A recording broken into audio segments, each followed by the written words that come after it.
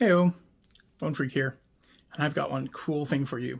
This came early, TIDRADIO's TD-H3. So we're going to unbox this bad boy, check it out, and give you a little review on it.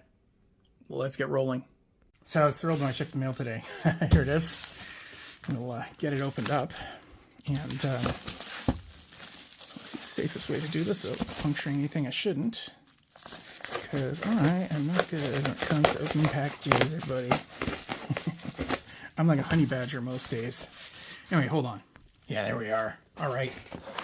Okay, so let's take a look here. Okay, box is there. Okay. It's a smaller radio than I expected to be honest with you. I have an H8 and it's a little bit bigger, but let's take a look. So it's got the usual little TID radio card. It just gives you all the information you need and a pretty decent manual. That's actually quite nice. Cool. We'll go through this and see what it's all about. Of course, it's going to be impossible since it's fresh, but it gives us an idea. Oh, wonderful. Okay, so let's get into the meat and potatoes of the thing. We've got the radio, and we've got a charger, and an antenna, and the base. So it's kind of nice. These new rigs, you're charging on USB-C, which is pretty brilliant. And yet another piece of packaging to test my honey badger everything open skills. Okay, just a radio charger. Looks like it's 5 volt 2 amp. Yeah, just a standard 5 volts. Oh my gosh, this radio is so small. Wow, it feels good. Like, stout is probably the right term. So we've got, you can see battery charging plug there. I guess that would be your mic and your headset little thing. Oh, with another USB on the side. And the usual, stuff. Now this one might need to be charged, but 3 buttons on the side, and yeah, there we are. Well, let's get into the rest of it. Pretty nice little long antenna on there. Pretty decent. Rip that open. 1 second. So as usual, it says FM 136, 174, UHF, VHF dual band antenna. Rubber ducky antenna. And that goes on there like that. There. So we've got a radio now. I love these bases. I mean, I know they're literally just a little thing with 2 contacts and a USB port, but it is the best thing because I like to leave my stuff sitting on a desk. I don't, and bloop. Bases could be heavier, to be honest, but, that's okay.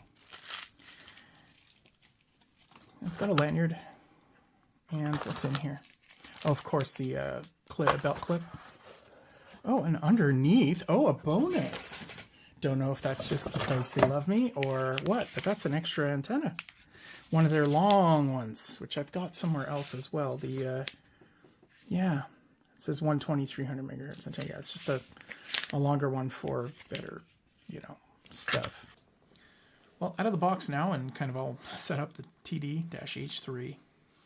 And when I heard about this radio, I wanted to get my hands on it because it has airband. And that's handy if you live near an airport or if you do any like airplane spotting or anything like that, or if you're a drone pilot. Now, I'm not exactly sure if this radio transmits on airband. I think it's receive only. I think it's supposed to be receive only. We'll check the manual in a second. But here it is. Everything is included as seen. USB cable as well for charging. So the dock, USB-C.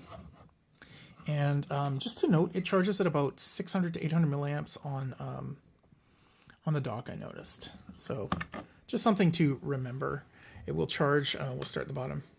That's USB-C for charging the battery. It'll charge at about 1 amp on the battery. So since we're talking batteries, let's take a look at the battery. And yeah, I'm deliberately keeping the fun stuff away from you, because why not? So here it is. Comes off easily enough. 2500 milliamp hour, 7.4 volt lithium ion battery, right? Click, there we go.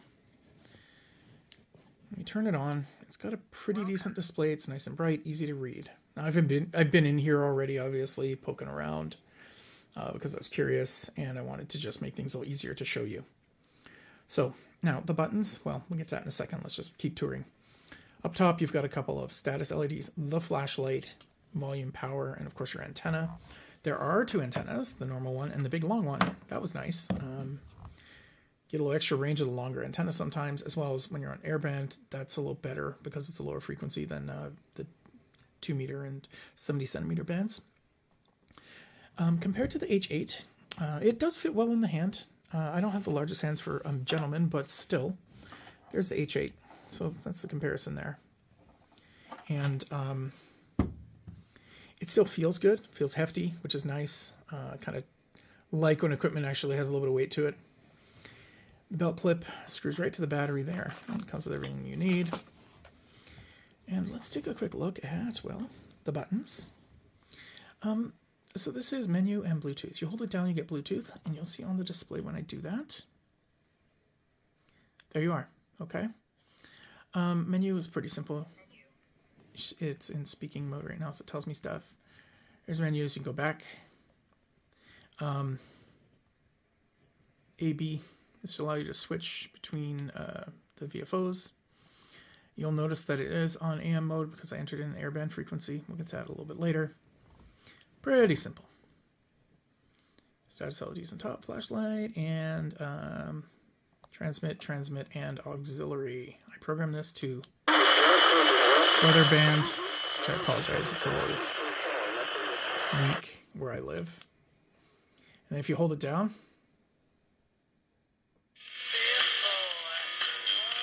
nice, get FM.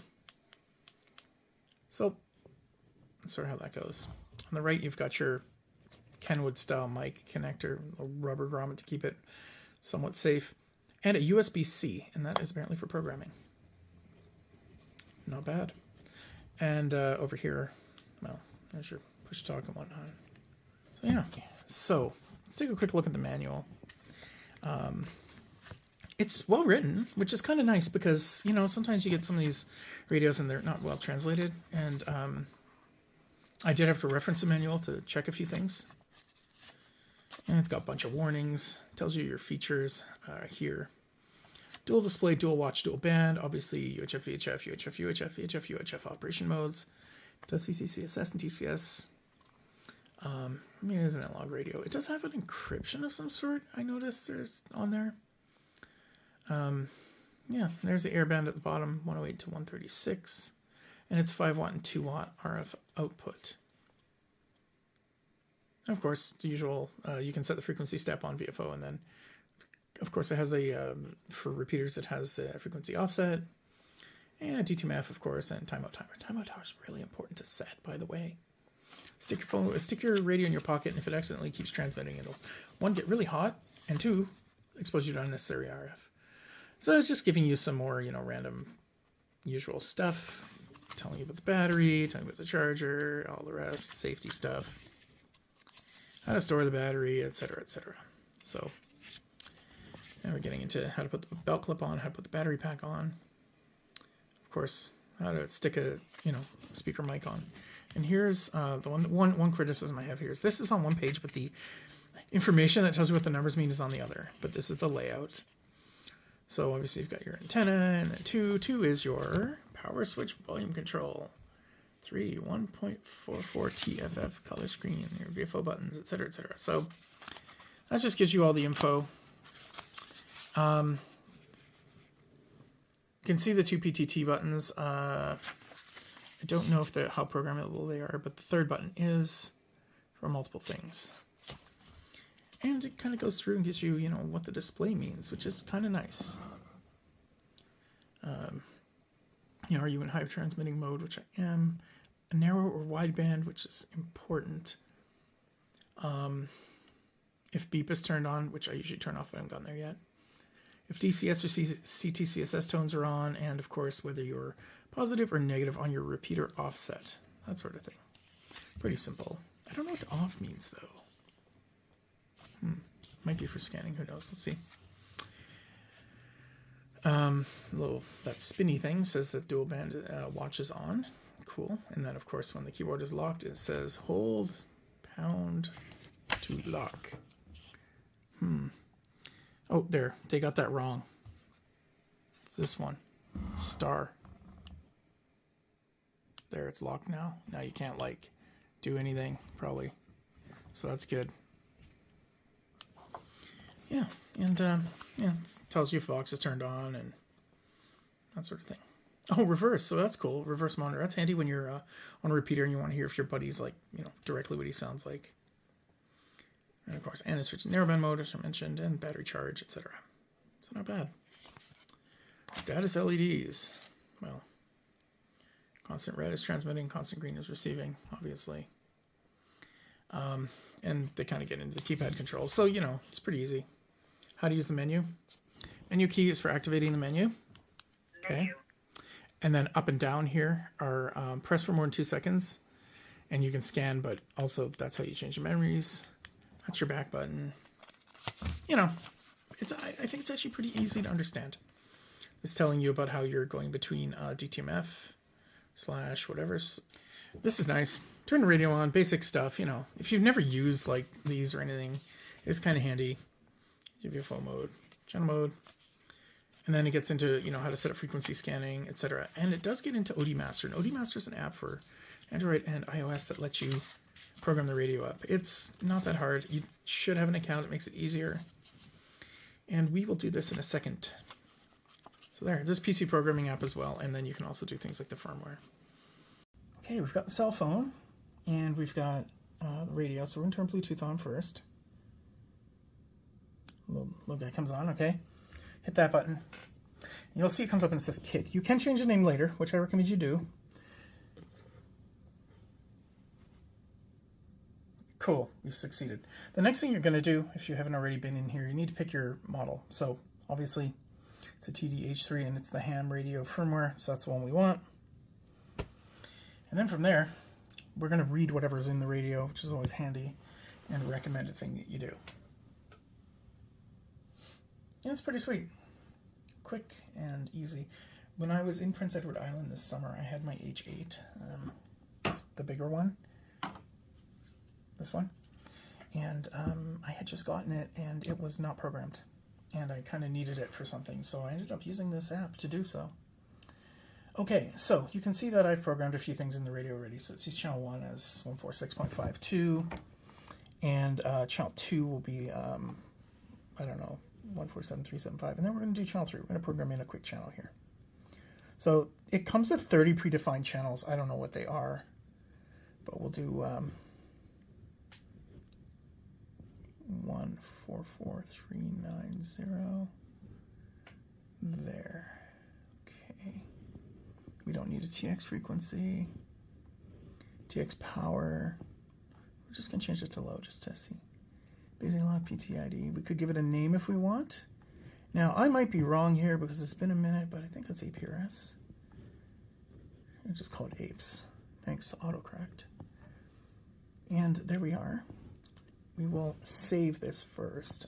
You have a couple options. You can save it like this, and that just saves the file on your phone. You can also go and just click write and just send it over. So when you do that, it sends everything over to the radio. Pretty simple. This app also gives you the chance to change settings on the radio as well without sitting there and having to go through a bunch of menus. So there we are. And if we put the radio in, channel mode, you can see 144.390, and if we hit it again, channel mode, it should give me the name. frequency mode. Oh, you know what? It's not giving me the name because I think either I didn't properly name it. Oh, no, I did. So let's see about that. Because there is a way to check into that. So you can see I've got some files cached from previous messing around. Go to function. Okay. And we'll see here what we can see. Here's your timeout timer setting. Priority transmit, display LCD, TX, RX.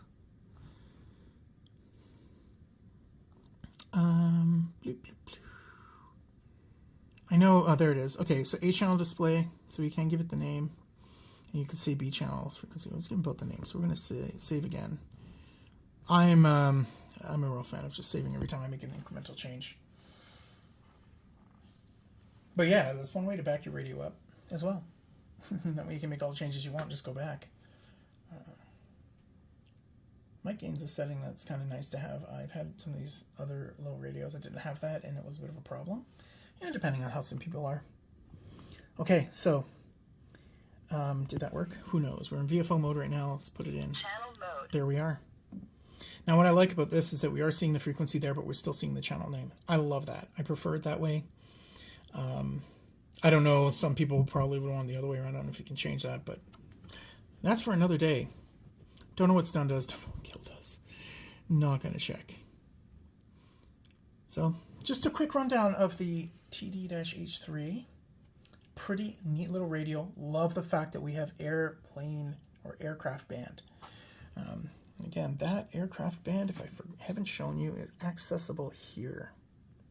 Okay. So, we're going to go over to menu 48. AM band. AM band needs to be on, okay? I noticed a couple times. I noticed that got turned off again. I think you're better off if you're going to have AM band to probably have the firmware that's the open firmware. But here we go. AM band on. Confirm. There. Now, when you go to 119, am I in channel mode still? Yes, I am. Whoops. Channel mode. Frequency mode. Here. 119.4, and it says AM. That's pretty much it. That's the TD-H3 from TID Radio. You can always do a little more if you want to find out a little more about this little guy, but there was a sale on and the price was super good. I'll put it up on the screen because it was wild. I don't know what it is right now, but not a bad little rig for what I paid. And there you are. So like and subscribe, and thanks for listening to me ramble. And it's my pleasure to get this radio to you guys a little bit earlier than maybe a few others.